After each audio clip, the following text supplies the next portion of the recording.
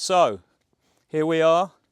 The slab is complete, and I have to say these guys did an absolutely amazing job.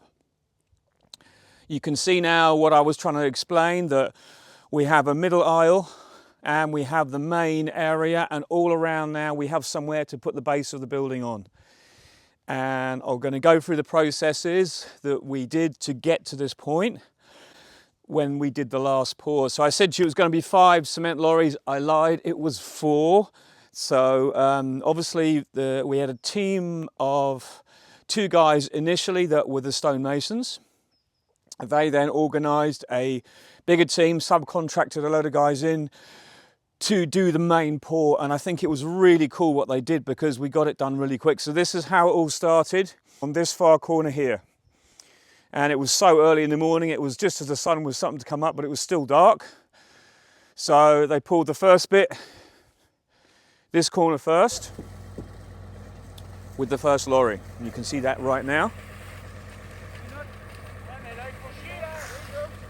Then the next lorry came, and we had the next section, which took us down to about here. So I'll show you that now.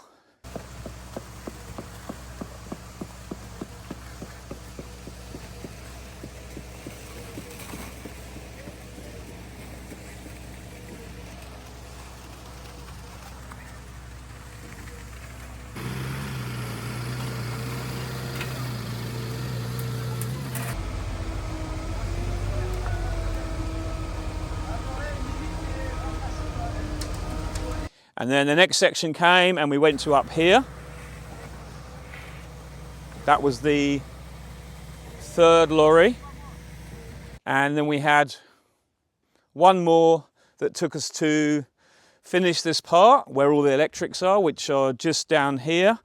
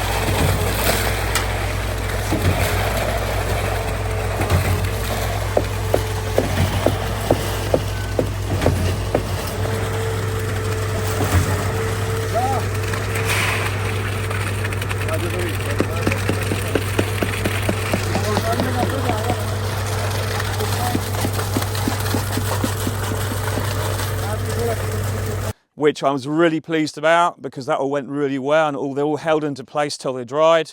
And then you can see the final section we finished all along the edge. And these are where the supports for the building will go. This is what I was on about, okay? So there's obviously measured out supports each place, and on the other side where the slab is, there's no need for extra bits because that is essentially what that is. But what I'm getting at is that was all done at the same time. As they start, you can see the older guy here who was working, he was a bit of a character, and he basically levels out an area and then they'll leave that, but everyone else rakes around it and then they come and firm it afterwards. But what that means is they do each section individually. The concrete was a little bit stiffer this time, so it holds itself a bit better until they're ready to move on to the next bit, so it doesn't constantly move when you stop. And there obviously was about between 5 and 10 minutes between each pour.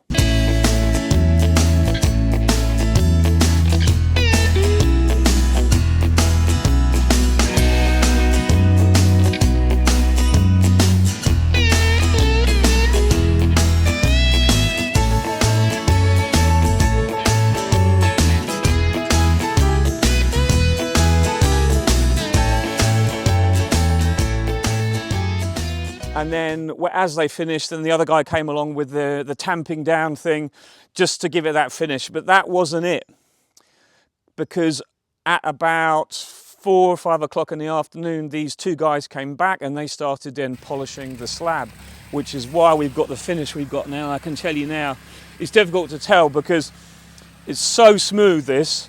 I washed it this morning because we had the other process done today where we've cut lines in the slab. But to get to this point, we had to polish it, as I was just saying.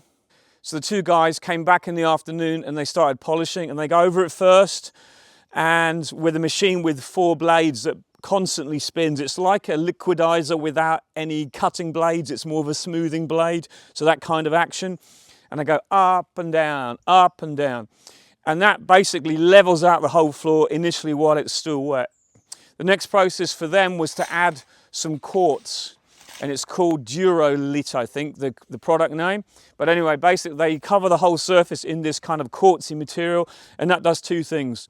It kind of helps the slab to dry out a little bit more so they can work it and finish it quicker, but also it apparently helps strengthen the surface to make it really tough. So it kind of works for everybody. And it means I don't have to work till 12 o'clock at night because it dries quicker. And that's why they also got the concrete a little bit stiffer, because that means that it dried out a little bit quicker and they didn't have to work too late into the night. So they finished about 8:30 in the evening. That was, we are now Thursday, so that was Wednesday, so that was Tuesday evening. We poured it on the Tuesday, they polished it Tuesday night, and the following morning, the two maçons, that's Tristan and Adrien, came back and took off all the mouldings, which took some considerable time, because when you set everything up, you've got to have it set in hard so that the mouldings don't go anywhere when you pour the concrete, because you cannot have things screwing up when you do the pour. It has to be all solid and in place, which it was, because you can see the finish they've got here. Absolutely brilliant. Everything has worked out really good, square. And then this morning, the guy came back and cut these lines into the concrete, which is obviously a tragedy because you have this beautiful slab and there you are slicing it up. But you have to have these lines every 20 square meters. So there's 4, 5, 6 lines, which gives the rough area.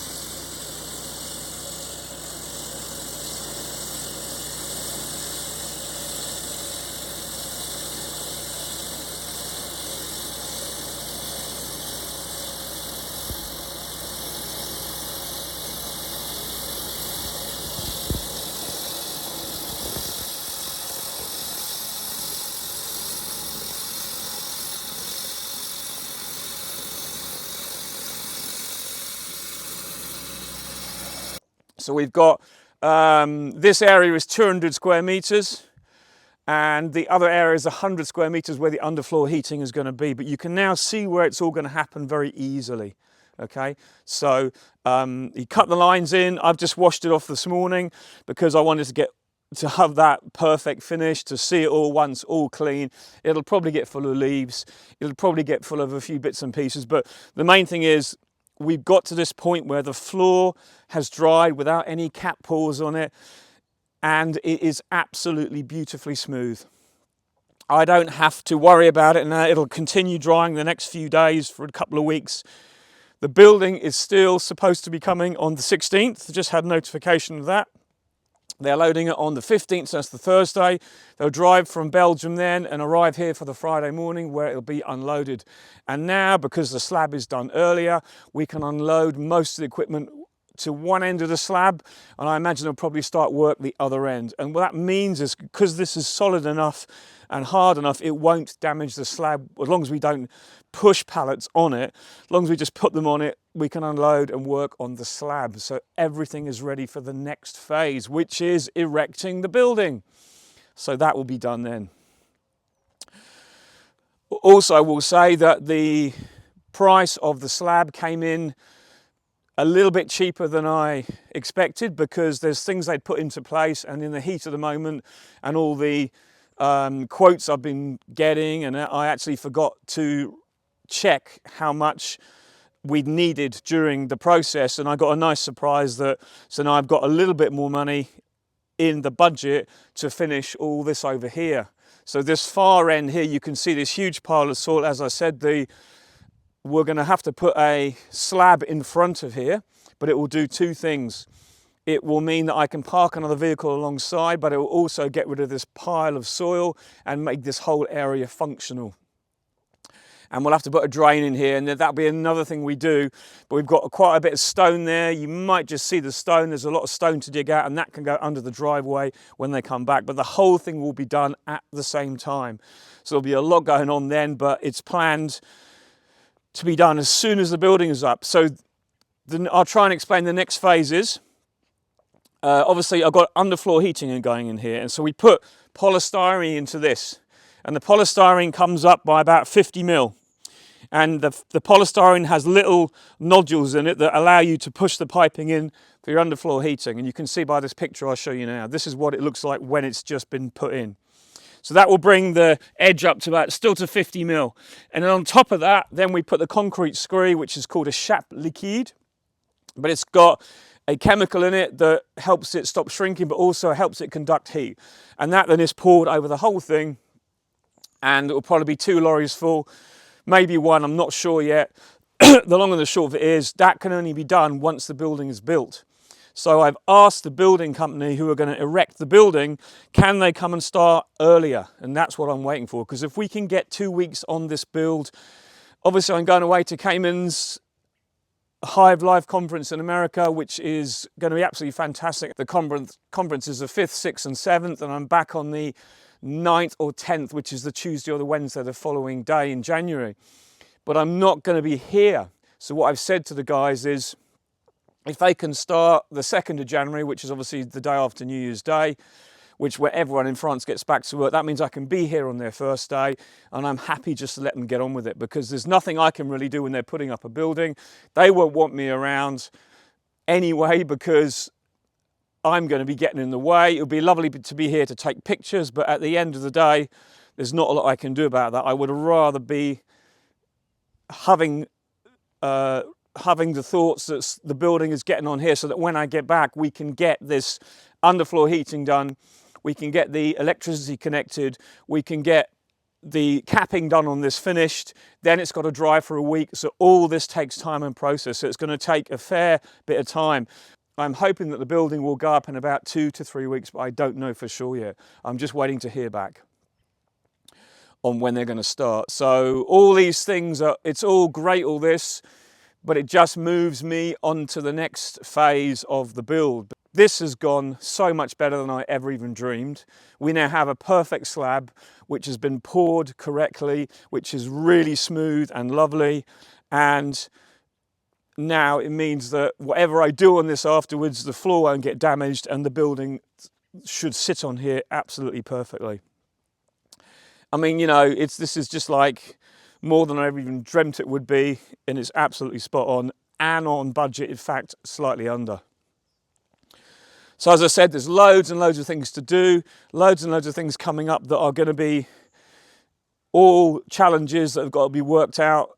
But overall, I think we're doing really well, because, you know, we're ahead of the game. It's only the 1st of December today, and now the slab is finished.